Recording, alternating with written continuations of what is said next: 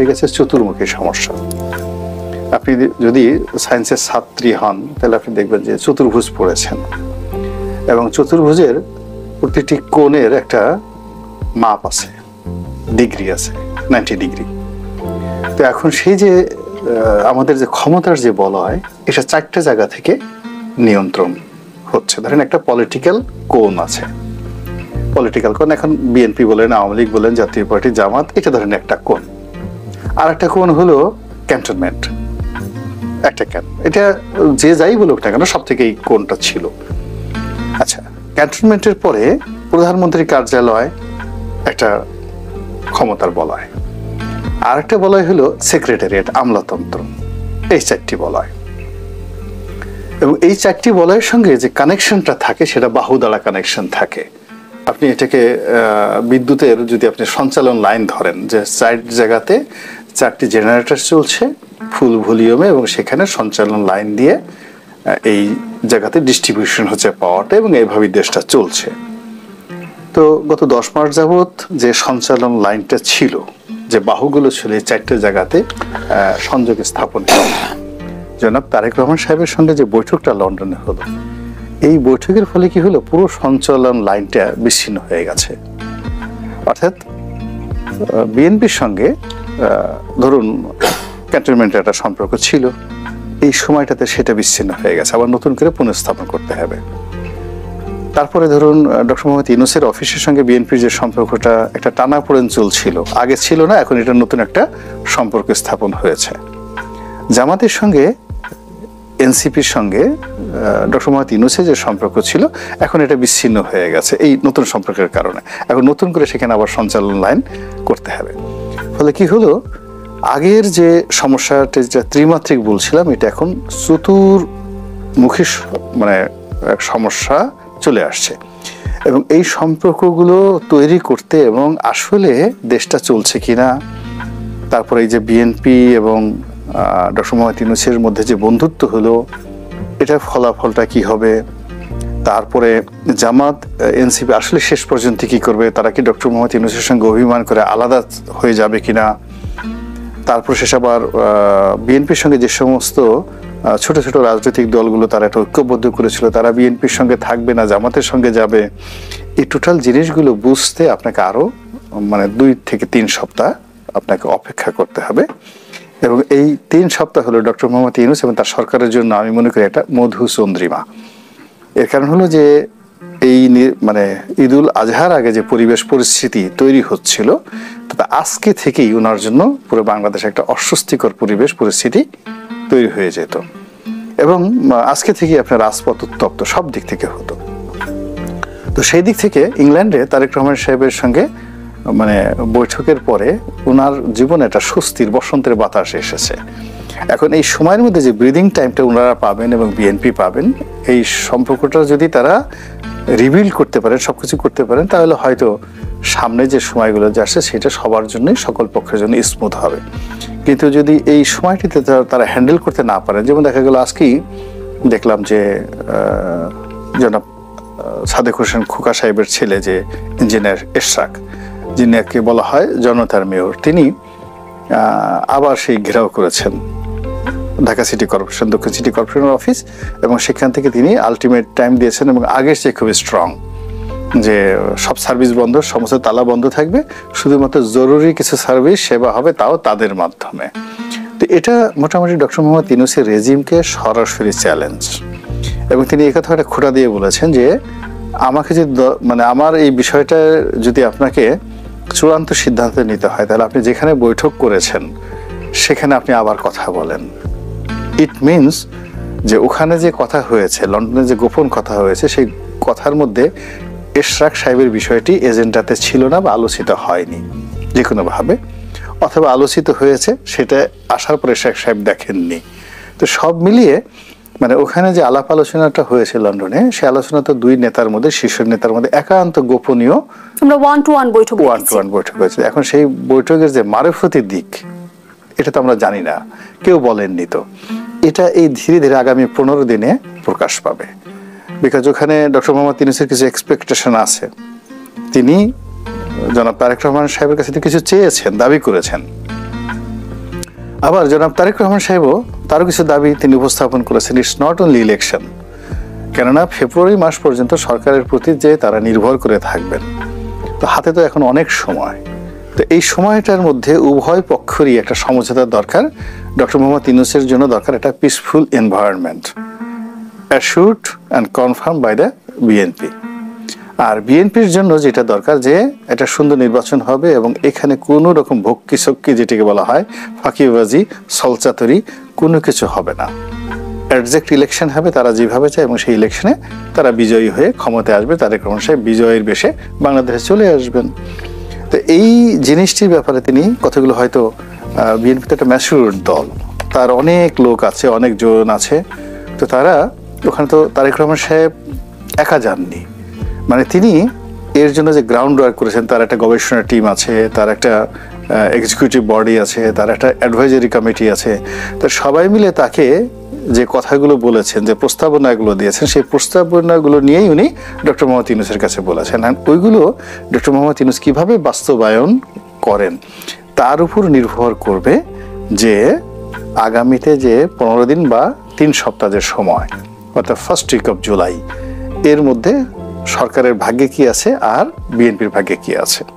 কিন্তু ফেব্রুয়ারিতে নির্বাচনের যে আলোচনাটা সামনে এলো বৈঠকের পরপরই, সেখানেও তো আমরা যদি কিন্তু দেখছি সরকারের তরফ থেকে যেমনটি বলা হয়েছে যে সকল প্রস্তুতি সম্পূর্ণ করা গেলে, আমি সোজা বাংলায় বলি, নির্বাচনের যে বিষয়টি এটি ডক্টর মোহাম্মদ ইউনূস উনি এক চুল ছাড় দেননি।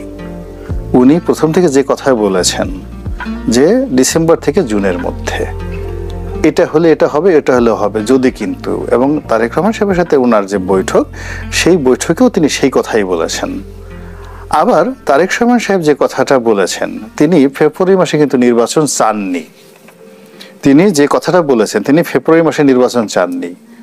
আমি যতটুকু তার ভাষায় বুঝলাম সেটা হলো ইউনূস সাহেব যে নির্বাচনটা করতে চাচ্ছেন এপ্রিল মাসে, এপ্রিলের প্রথমার্ধে, সেই সময় নির্বাচন করলে কি কি সমস্যা হবে সেই সমস্যার কথা তিনি বলেছেন। যে ওই সময় গরম থাকবে, আবহাওয়া বিরূপ থাকবে এবং পবিত্র মাহে রমজান থাকবে, ফলে এই সময়ের মধ্যে একটা নির্বাচন হতে পারে না। উনি শুধু ডিফিকাল্টিস কথা বলেছেন।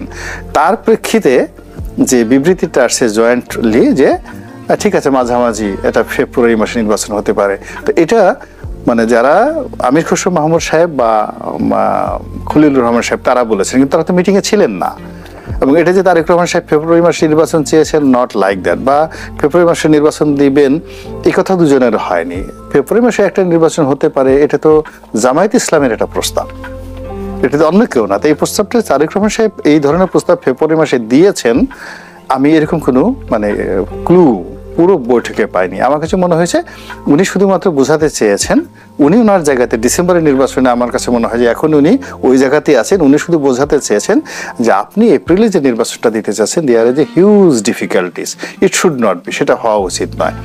তার প্রেক্ষিতে একটা মাঝামাঝি যেই জায়গাটা মিডিয়াতে এসেছে সেটা বিএনপি এখনো অপোজ করেনি ফেব্রুয়ারি মাসে, বরং বাংলাদেশে যারা কথাবার্তা বলছেন আমার কাছে মনে হচ্ছে যে সবকিছুর মধ্যে যদি কিন্তু মানে ডক্টর মোহাম্মদ ইউনূস যেভাবে যদি কিন্তু করেছেন, এখন মির্জা ফখরুল সাহেব থেকে শুরু করে যারা আছেন তারাও এই যে ফেব্রুয়ারির যে বিষয়টা নিয়ে তারা আবেগ দেখাচ্ছে, মানে যাকে বলা হয় উচ্ছ্বাস দেখাচ্ছে, এটার মধ্যে যথেষ্ট যদি এবং কিন্তু আছে। এই হলো আমার বক্তব্য। ধন্যবাদ জানাচ্ছি আপনাকে জনাব এম এ আজিজ। লন্ডন বৈঠক প্রসঙ্গে কিন্তু আনুষ্ঠানিক প্রতিক্রিয়া জানিয়েছে জামায়াত ইসলামী। তারা যেমনটি বলছে যে একটি দলের প্রতি বিশেষ অনুরাগ প্রকাশ করেছেন প্রধান উপদেষ্টা। একটি রাজনৈতিক দলের সাথে বৈঠক শেষে বিদেশে যৌথ ব্রিফিং প্রদান করা বাংলাদেশের রাজনৈতিক সংস্কৃতির ব্যত্যয়। কি বলবেন এই বিষয়ে? ধন্যবাদ আপনাকে। দেখেন, জামায়াত ইসলাম কিন্তু বলেছিল যে রোজার আগে তারা নির্বাচন চায়, পরে আবার কথা ঘুরে বলছে যে মৌলিক সংস্কারের পরে নির্বাচন, এরপরে বলছে আনুপাতিক নির্বাচন, স্থানীয় সরকার নির্বাচন, এখন আবার বলছে যে লন্ডনে আলোচনা হয়েছে, এটা রাজনীতি ব্যত্যয়। এখন যে এই সরকারের ভিতরে যে বাইরের লোক আছে এটা বলে না কেন? সরকারের ভিতরে তো বিদেশি নাগরিক 17 জন বিদেশি নাগরিক এবং প্রবাসী আছে, এটা বলে না কেন? এটা মানতে পারে, ওটা মানতে পারে না কেন? আর লন্ডনে তো সরকারই গেছে, এবং সবসময় আপনি দেখেন ঘুরে ফিরে এনসিপি এবং জামাত এই সরকারকে সমর্থন দেয়। এনসিপি যা দাবি করে তা বাস্তবায়ন হয়, জামাত তাতে সমর্থন দেয়। তো এটাই তো হয়েছে। সুতরাং আমি তো বলবো যে জামাতের বিজয় হওয়ার কথা। জামাতই প্রথম বলেছে আপনার রোজার আগে নির্বাচন হলে ভালো হয়, তারা চাইছে, তো সেটা তো হয়েছে। পরে তারা এখন তাদের প্রেডিক্ট করার তো মুশকিল, তারা তো এক এক সময় এক এক ডিমান্ড করতেছে, এক এক দাবি করতেছে। সিচুয়েশন বুঝে বুঝে যাতে ডিফিকাল্টিস তৈরি থাকে, সমস্যার সমাধান না হয়। আমার কাছে তো মনে হয় জামাত ইসলাম এবং এনসিপি তারা তো এরকম সমস্যা তৈরি করতেছে। এখন ধরেন জামাত ইসলাম এনসিপি তো যা বললো, ধরেন এই যে মাঝখানে উনি প্রধান উপদেষ্টা রিজাইন করতে চাইলো না, সে তো এনসিপির আহ্বায়ের কাছে বলছে, আর কারো কাছে বলছে? তার কাছেই তো বলছে। তো তার দল তার কাছে বলছে, এখন সে ডিসিশন দিছে, তার দল তো মানবে। এখন এটা হলো অভ্যাস হচ্ছে বাগড়া করার, অর্থাৎ দেশে যাতে পরিস্থিতি নর্মাল না হয়। আমার বক্তব্য হলো যতই হোক লন্ডন বৈঠকের পরে একটা কিন্তু কিছুটা স্বস্তি কিন্তু আসছে মানুষের ভিতরে, কিন্তু সন্দেহ যায় নাই, অনাস্থা যায় নাই। কারণ ওই যে বললেন কিন্তু বাট এগুলো সব আছে, যে সকল প্রস্তুতি হলে নির্বাচন হবে। আবার বলছে যে পর্যাপ্ত সংস্কার এবং বিচার হলে, হ্যাঁ এগুলো তো প্রশ্ন আসে। এখন শেষ মুহূর্তে বলে দিল পর্যাপ্ত সংস্কার হয় নাই। হ্যাঁ, কিন্তু আমির খসরু মাহমুদ যখন ব্রিফিং দিল, বিচারের অগ্রগতিটা আসলে কোন মানদণ্ডে নির্ধারিত হবে? বিচার যেহেতু বিচারিক প্রক্রিয়ার মধ্য দিয়ে সম্পন্ন হবে। বিচারিক আওয়ামী লীগের যত নেতা আছে, এখন ছাত্ররা পর্যন্ত যাকে ধরে তারই 1000 কোটি, তার বিচার হইতে হবে না? তারপরে ধরেন এই গণহত্যাটা হলো, তার সাথে যারা ইনভলভ তাদের বিচার হতে হবে না? এ পর্যন্ত 10 মাস গেছে, একটা চার্জশিট দিতে পারছে।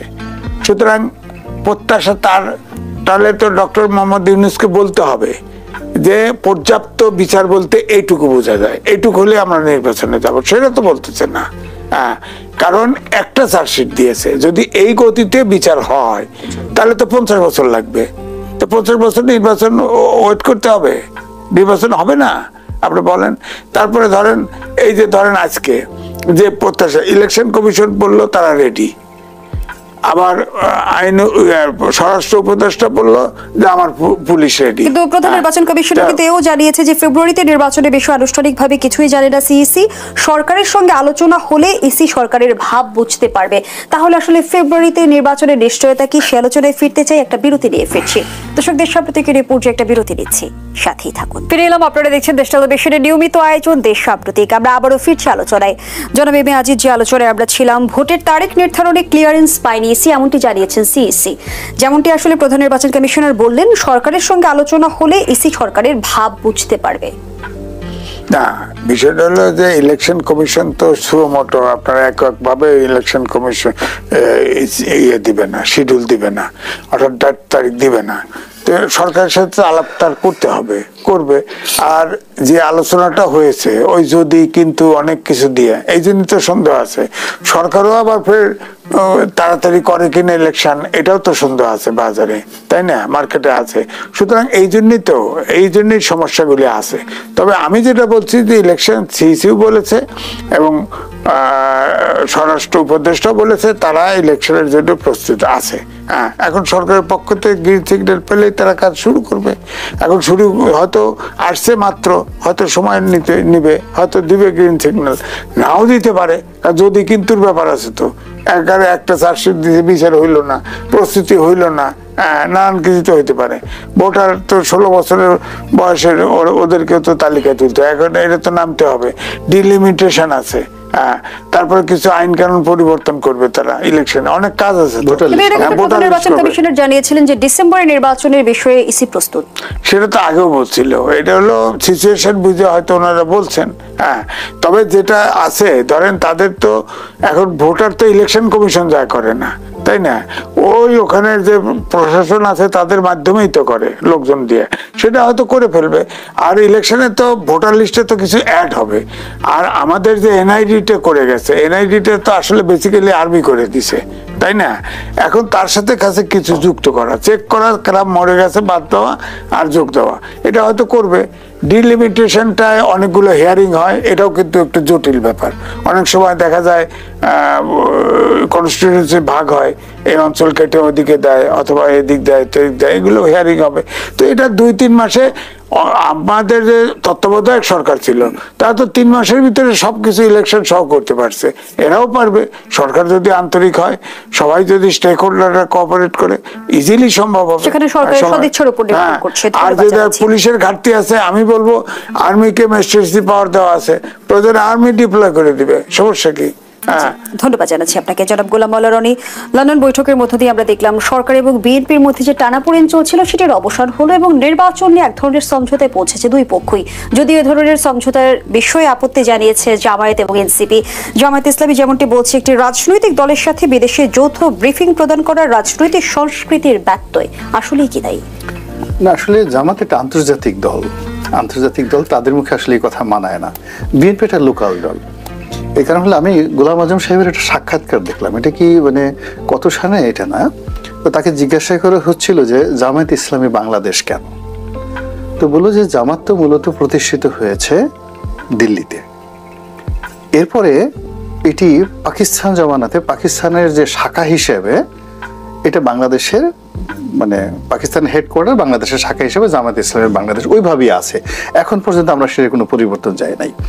তো সেই ক্ষেত্রে আপনি যদি ধরেন ওই স্ট্রাকচার, মানে গোলাম আজম সাহেবের সেই যে বক্তব্য, সেই বক্তব্যের বাইরে কাউন্টার জামাত ইন্ডিপেন্ডেন্টলি দাঁড়িয়েছে বা আলাদা, পাকিস্তান জামাতের সাথে তাদের কোনো সংযোগ নেই, তারপরে শেষে যাকে বলা হয় দিল্লি মার্কাজের সাথে তার কোনো সংযোগ নেই, এটাতে তো জামাত এখনো বলেনি। ইটস ইন্টারন্যাশনাল পার্টি, জামাত একটা ইন্টারন্যাশনাল পার্টি। আবার তাবলিগ জামাতের মতোই, তাবলিগ জামাতের ধরেন দিল্লি মার্কাজ আছে, বাংলাদেশ মার্কাজ আছে, এরকম আর কি, জামাতের ইন্টারন্যাশনাল পার্টি। দ্বিতীয়ত হলো জামাতের যে আন্তর্জাতিকতা আছে, আমি মনে করি তাদের যে শক্তিমত্তা ঢাকা শহরে, তার সাথে লন্ডনে তাদের শক্তি কিন্তু কোনো অংশে কম না। সব দিকে they have very good logistic power. তাদের যে টাকা পয়সাগুলো আসে, এর একটা বিরাট অংশ আসে মধ্যপ্রাচ্য থেকে। মধ্যপ্রাচ্য, দুবাইতে যদি আপনি যান, তারপর শেষে জেদ্দাতে আপনি যদি যান, সেখানে জামাতের আমির, ওখানে জেদ্দার যে রাজা আছেন বা মানে ওখানে রাজ পরিবারের যে সদস্য আছেন, তিনিও এত লোক জড় করতে পারবেন না। উনি গেলে এত লোক ওনাকে রিসিভ করার জন্য উনি যদি চান, যে ডিজায়ার করেন যে আমি জেদ্দা এয়ারপোর্টে নামবো, আমার জন্য 1 লাখ লোক লাগবে, তো জামাতের সৌদি আরবে 1 লাখ লোক জেদ্দা এয়ারপোর্টে এসে তাকে রিসিভ করবে। যেহেতু ওখানে আইন কানুন খুব কঠিন, অনেকের চাকরি থাকবে না, কিন্তু উনি যদি ডিজায়ার করেন, ওনার কিন্তু সেই সংগঠন আছে। তো এরকম একটা আন্তর্জাতিক সংগঠন, যাতে সারা দুনিয়াতে যাদের লিঙ্কেজ আছে, সারা দুনিয়া থেকে যাদের টাকা আসে এবং তারা গ্লোবাল রাজনীতি করে, তাদের সঙ্গে ধরেন তুরস্কের খুব ভালো সম্পর্ক, তুরস্কের জেবি পার্টি খুব ভালো সম্পর্ক, ইখওয়ানে মুসলিমিন নামক একটা সংগঠন খুব ভালো সম্পর্ক, মুসলিম ব্রাদারহুড যে মিশর, তাদের সাথে একেবারে যাকে বলা হয় আপনি কি বলবো, ছাত্র দলের সাথে মূল বিএনপির যেমন সম্পর্ক, তেমনি মিশরের যে মুসলিম ব্রাদারহুড, তার সঙ্গে জামায়াত ইসলামের বাংলাদেশের ওইরকম সম্পর্ক, ছোট ভাই বড় ভাইয়ের সম্পর্ক। তো এইরকম একটা গ্লোবাল পার্টি, আমার কাছে মনে হয় জামাতের মতো এরকম কোনো গ্লোবাল পার্টি পৃথিবীতে দ্বিতীয়টা নাই। এটা গ্লোবাল পার্টি। তো তাদের দৃষ্টিভঙ্গি, তারা নিজেরা এত বড়, এত উদার, এত তাদের আন্তর্জাতিকতা, তো সেখান থেকে বের হয়ে তারা বিএনপিকে এত ছোট ভাবছে কেন? বিএনপি লন্ডনে কথা বলেছে, একটা সংবাদ সম্মেলন করেছে, এটা কি দোষ? 1 2 নম্বর হলো যে এখানে তো টোটাল বিষয়টা হয়েছে ডক্টর মোহাম্মদ ইউনূসকে নিয়ে। তো ইউনূস সাহেব যদি লন্ডনে বৈঠক না করে তিনি যদি বেগম জিয়ার সাথে ঢাকাতে করতেন, তাহলে তো বিএনপি না করতো না, কিন্তু তিনি করেছেন লন্ডনে। এখন লন্ডনে করেছেন, এখন যদি গালাগালি করতে হয়, রাগারাগি করতে হয়, ইউনূস সাহেবের সাথে করতে হবে, কিন্তু বিএনপির কোনো দোষ নেই। এবং ইউনূস সাহেব ডিজায়ার করেছেন, এজন্যই বৈঠক হয়েছে, তারেক রহমান সাহেব তার ডিজায়ার করেন নাই। আর ইউনূস সাহেব তো আন্তর্জাতিক মানুষ, উনি তো যেখানে যান সেখানে সংবাদ সম্মেলন করেন। উনি তো জাপানে গিয়ে সংবাদ সম্মেলন করেছেন, তখন তো উনি জামাতের লোক রাগ হয় নাই। কয়েকদিন আগে উনি গিয়া যাকে বলা হয় নিউ ইয়র্কে গিয়ে করলেন, তারপর শেষে উনি কোথায় গেলেন, ইন্দোনেশিয়া গেলেন, 11 বার গেছেন, 11 বারই তো উনি সেই বিবিসি